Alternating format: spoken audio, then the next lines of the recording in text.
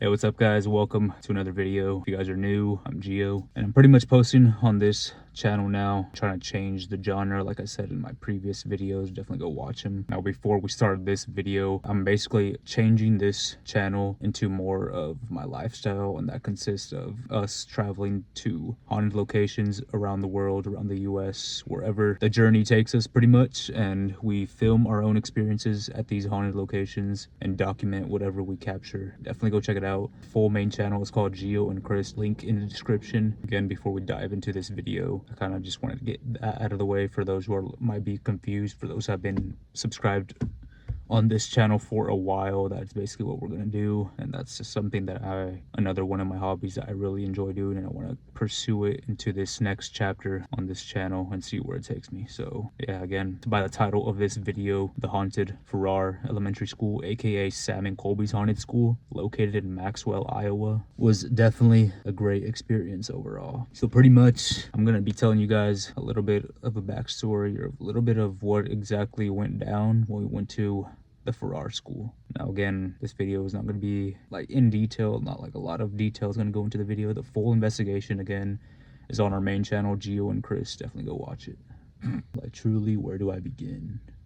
Now again, I'm telling this story in the comfort of my own car, my Mustang, my silver Mustang. But yeah, so we went to the Farrar school. It was last year, 2025, and it was basically around this time, getting close to it. February 2025 is when we went to the Farrar Elementary School. And during this trip, we actually went to more locations. Of course, every time we go to location, we try to either film 2 videos at that same location, or try to do a different location for like the next day or the next night or whatever. That way we can keep making content for you guys for on this channel or on the other channel, Gio and Chris. Yeah, our first location was Edinburgh Manor, which was it's a huge location, and it's definitely a location that we need to return to, so stick around for that. So when we went to the Farrar in February, it was like massively cold. That's probably like the first thing that I remember. Like really, like we were all like freezing our asses off, and at those locations, at Edinburgh, at Farrar was a little bit less, but Edinburgh was like literally just standing outside in like -degree weather and just chilling out there for like hours. That's what it felt like. But yeah, Farrar, it was another short investigation, and it wasn't the entire night. Again, all these locations are not cheap, so some of them offer like short, like half a night investigation. Some of them offer like full night investigations, and Farrar was one of the short ones. So when we went there, we went with another YouTuber, Chella, aka Demonatica on YouTube. Shout out to you, Chella. Need a collab for sure in 2026 again. And we went with my sister Arlene. Like it was kind of challenging for us because we were trying to get her video for her channel and then our video for our channel, so it was pretty tough. But the entire experience going down to the Farrar school was a good one. When you think about it, a school that's haunted, pretty much an abandoned school that you don't think that can be haunted, but it pretty much a school that you don't think that could be haunted, but it is actually haunted. But yeah, we started off the night pretty much, again, just try to do active hot spots, or active spots that they call them, like spots inside the school where people have had activity happen or have experienced stuff like that. But we started like in this room, I believe on the 3rd floor or 2nd floor. Honestly don't remember anymore, but we started in rooms, I must say. And then like the first room, we like each spent like a time frame in each room. We ended up eventually like heading down, I believe, like to the auditorium, to the gym, and then the boiler room, which is supposedly where, if you guys don't know, Sam and Colby, that's their school that they bought, and that's where he had his experience there. So definitely it's an eerie feeling. Again, I must keep saying eerie feeling, creepy. Like it genuinely is like a dark feeling, like when you step foot inside that boiler room, or room in general. Just thinking about like what possibly could have happened here, or what's happened here in the past that, I mean, even sometimes like we don't even know about, you know, like it's crazy to imagine that.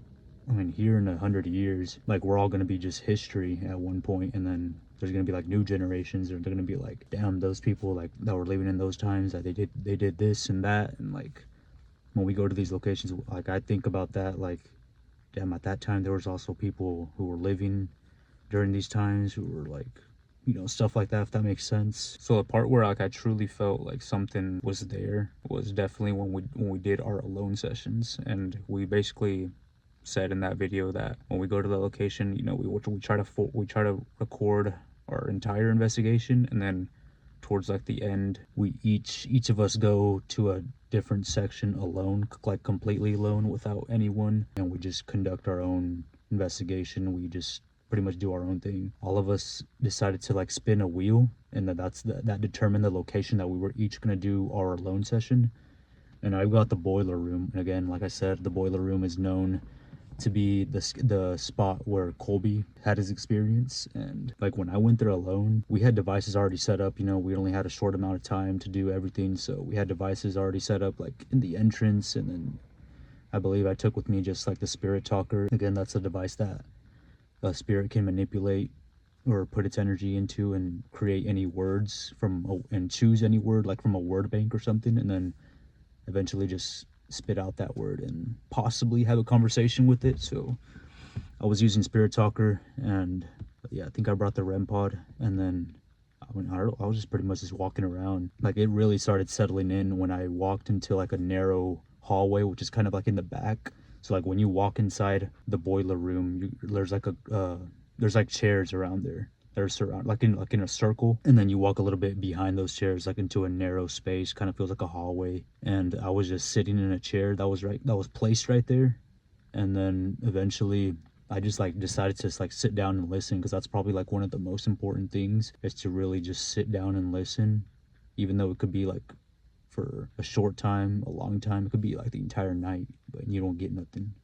But sometimes you can truly hear something when you're sitting there and you're just listening. I was listening. I think I had like 5 minutes left, I think, because we each did our lone sessions for like 15 or 20 minutes, I believe, because it was like the final hour that we had to be there at the Farrar Elementary School. And yeah, I was recording myself, and I like heard like banging noise inside the boiler room, like something like hit a piece of metal or something. And then like further, like when you're walking in the boiler room where we had a device, the music box, that was setting off too. Like I could hear it setting off. I think it was placed in the gym, or like kind of close. Either way, it was like close to that area inside, like heading into the boiler room.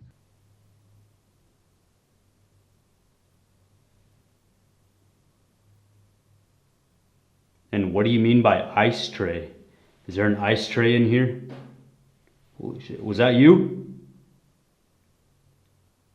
And that wasn't them. Like it wasn't Chris, it wasn't Chella, it wasn't Arlene. There was no one in that area. Like when we do our alone sessions, we truly do our alone sessions. Like no one's around us. We go alone for ourselves and to see like what actually happens. Although it's like somewhat of a terrifying experience to do an alone session, or like just go on your own, because you don't know like what could happen. And yeah, my experience at the Farrar, it's definitely a location that we need to return to. Chris and myself having the entire school to ourselves would be also cool to experience, because obviously like the less people there are, the more vulnerable you could be, essentially. And you know, definitely that's something that we want to try out, except Farrar is kind of expensive for sure, just like any other location out there. And like I said, it's tough for us to really like put in the work at our own full-time jobs and try to do YouTube at the same time and go to these locations. Like we've literally already spent like pretty much 30 racks in all, include like when we started this in 2023, from now 2026, and like going locations, trips, hotels, gas. But again, like I said, it's definitely an experience. Like it's something that you definitely got to try out, but of course be like safe about it. Yeah, definitely. Although this was a short video, let me know in the comments what you guys do want to see next. I have some things written down that I kind of do want to like film for this channel, of course. But again, like when we go to these locations, I'm gonna film the behind the scenes, or even a video in general at that location, like me like solo investigating at that place for a certain amount of time, and then posting that video, of course. But like your comments would definitely help out. What do you guys want to see? That way I can try to film that and then go from there. Again, I don't know if these videos are going to be posted like weekly. Again, it's pretty tough for me. Again, I'm working full-time trying to edit all these videos, and it's definitely challenging, but it's definitely possible to do. Except I want to for sure try to step to part-time. That way I can again try to concentrate on this more and get videos out there. And like I said, hopefully make it one day. So is the Farrar Elementary School worth it? Definitely, if you want to, like, again, go to a haunted location that you've never been to and take some photos, you know, like explore the school. You know, you got a gym, you got classrooms, hallways, so basically what a school consists of. You know, like for us, we've never been to a school that's like abandoned like that you can actually go in and pay overnight to investigate, or, you know, do what you want to do at that location. So is it worth it? Yes. I don't know what I'm missing, honestly.